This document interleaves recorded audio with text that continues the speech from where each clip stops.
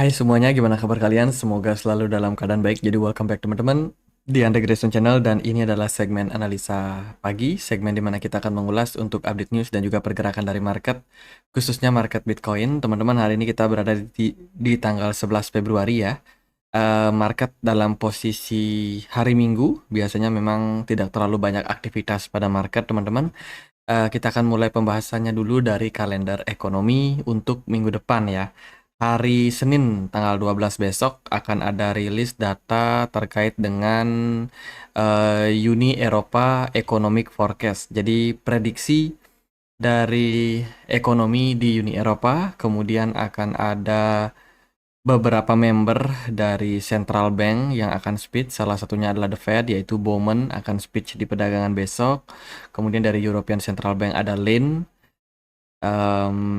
Itu dari hari Senin, kemudian hari Selasa akan ada Kaskari yang speech. Dari Eropa ada New Economic Sentiment, teman-teman, sentimen-sentimen yang ada pada ekonomi ya.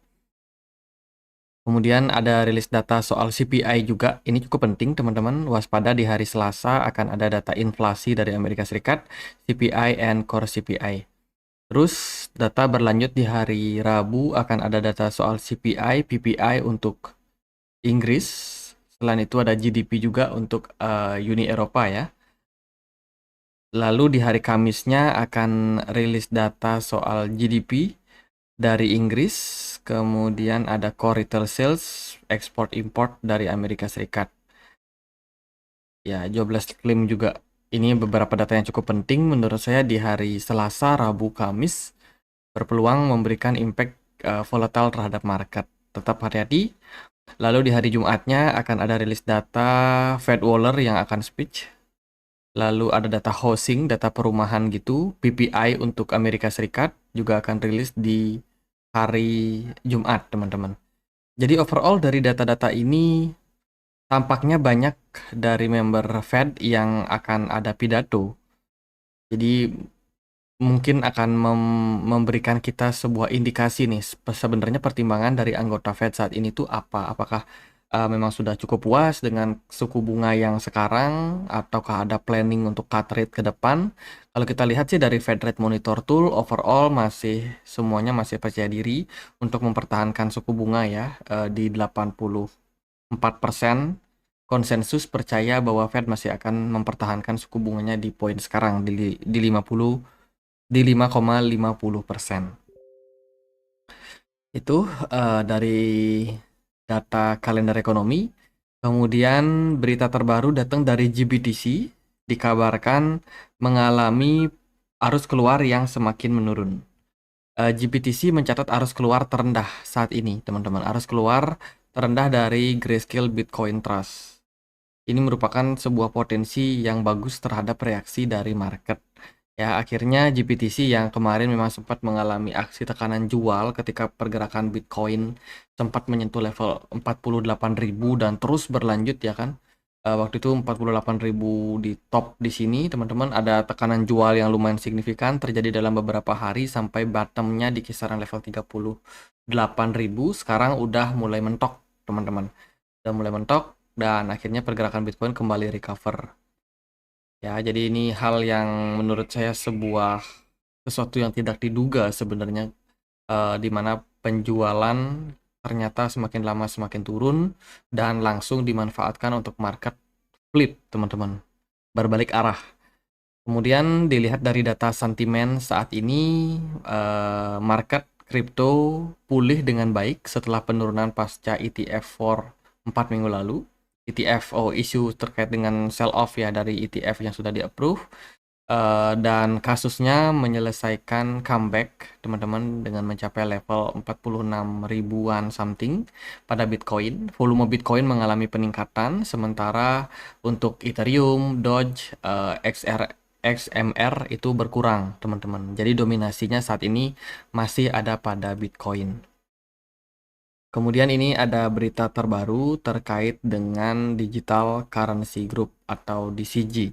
Jaksa Agung James memperluas gugatan terhadap grup mata uang digital yaitu DCG karena menipu investor. Wah, ini bisa menjadi kasus yang bakalan sangat-sangat menarik, teman-teman. DCG Digital Currency Group ini terdiri dari beberapa perusahaan.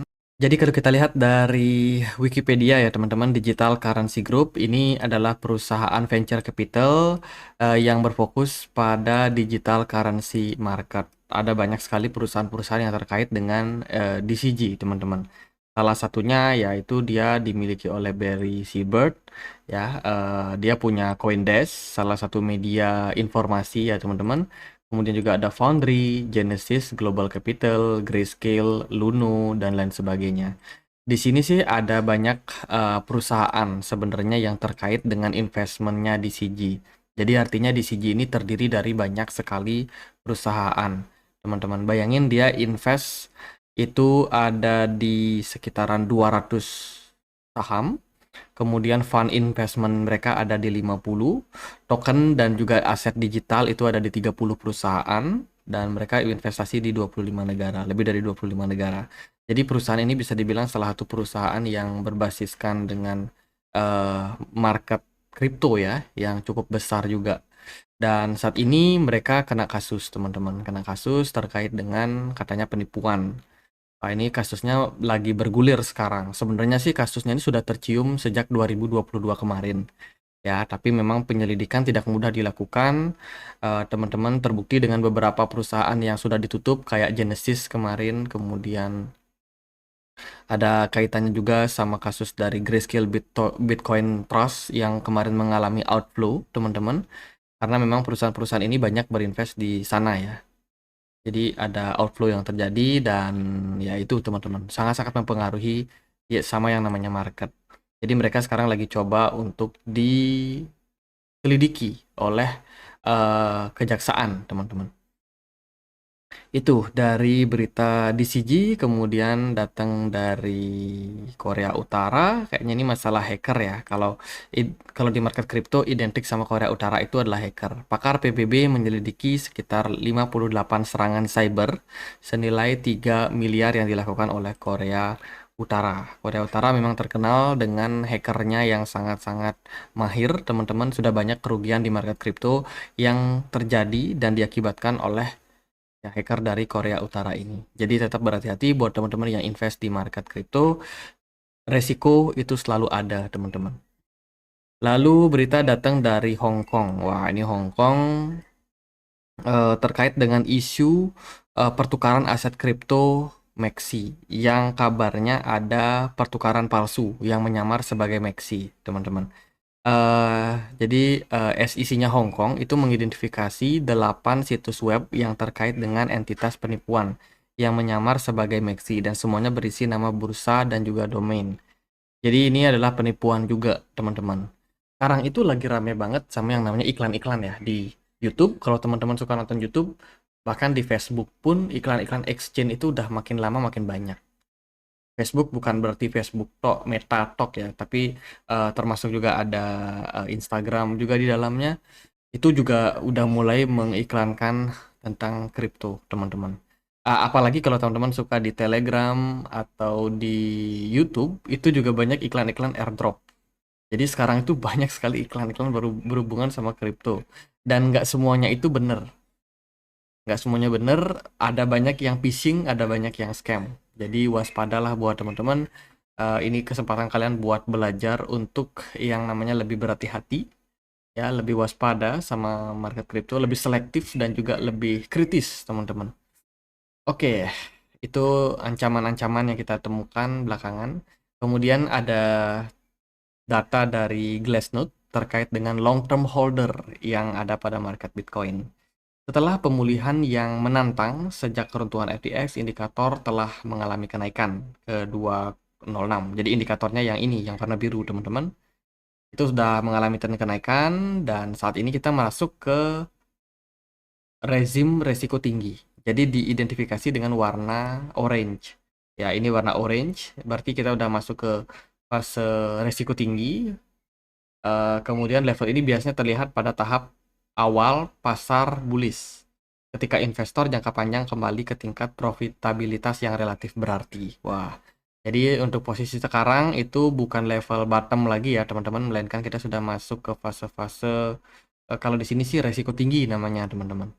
Jadi resiko tinggi biasanya kalau kita lihat secara historical itu setelah kita berada di fase-fase ini akan bisa balik ke fase kuning lagi, di mana fase kuning ini sebenarnya fase-fase yang ideal untuk melakukan akumulasi. Fase hijau adalah bottom, kuning udah mulai ada kenaikan ya, dan masih boleh untuk melakukan akumulasi. Dan fase orange ini biasanya dekat banget sama fase merah, di mana fase merah ini adalah fase bullish. Teman-teman, fase bullish puncak ya, jadi bukan waktunya buat FOMO di fase-fase tersebut. Gitu sih teman-teman kalau kita lihat dari data ini di sini tadi. Ya hari Minggu nggak terlalu banyak sentimen, nggak terlalu banyak narasi. Pergerakan market Bitcoin overall masih tetap strong, mengalami kenaikan. Dan kita masih bergerak dalam sebuah ascending, apa namanya, ascending channel ya teman-teman. Masih sangat-sangat positif. Pergerakan Bitcoin belakangan ini kisaran 5 hari terakhir itu bullish, bagus banget. Volume perdagangannya oke, kemudian smart money juga masuk teman-teman, real banget pada market ya, sehingga Bitcoin tidak heran masih bisa dibawa naik lagi. Kalau kita perhatikan sih dari BTC dominance juga sangat-sangat mendukung, BTC dominance-nya terus mengalami peningkatan yang lumayan signifikan. Di posisi sekarang sebenarnya banyak sekali altcoin big caps yang melempem ya, disebabkan karena BTC dominance, aliran dana itu banyak masuk ke Bitcoin sehingga BTC dominance-nya meningkat. Dan untuk altcoin ini belum terlalu menemukan kenaikan yang lumayan signifikan. Bahkan ada beberapa yang justru malah mengalami koreksi. Teman-teman, Render udah sedikit koreksi, Habar juga kok sedikit koreksi. Tapi overall sih masih hijau ya, rata-rata kebanyakan masih hijau lah. Untuk Bitcoin besok kita akan dapat closing time frame weekly. Overall kalau kita lihat dari posisi sekarang sih positif sekali teman-teman. Positif sekali indikasinya ya. Bitcoin berada di kisaran level 47.900.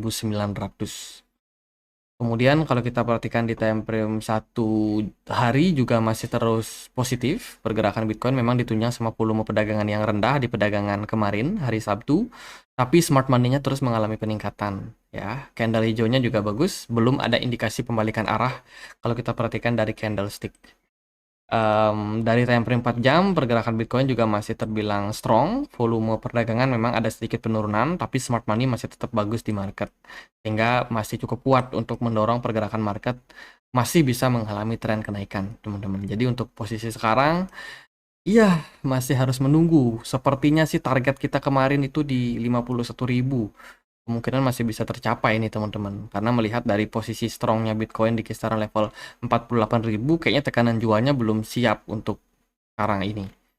Jadi itu tetap waspada, pergerakan Bitcoin masih akan dalam posisi yang cukup bagus teman-teman. Di level 51.000 itu ada resistance yang sangat kuat. Bentar lagi kita nyampe all time high loh. Ya ada resistance yang mungkin harus diuji dulu untuk Bitcoin. Apakah buyer se-strong itu, sekuat itu untuk membuat pergerakan market untuk naik lebih tinggi dari 51.000? Ya kita saksikan aja gimana market meresponnya teman-teman.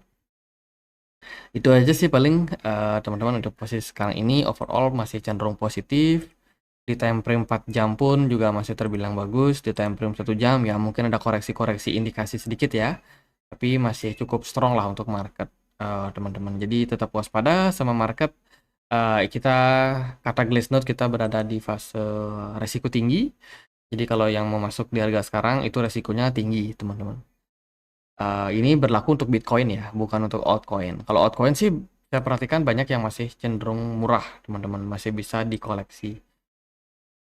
Ya, tetap itu aja sih paling buat kali ini. Semoga videonya bisa bermanfaat. Teman-teman, kita punya komunitas diskusi di Telegram. Kita juga banyak berbagi sharing informasi ya di komunitas Telegram ini. Buat teman-teman yang mungkin mau join, linknya ada di kolom deskripsi video ini. Jadi gitu aja, semoga bisa bermanfaat. Akhir kata saya Andre, makasih.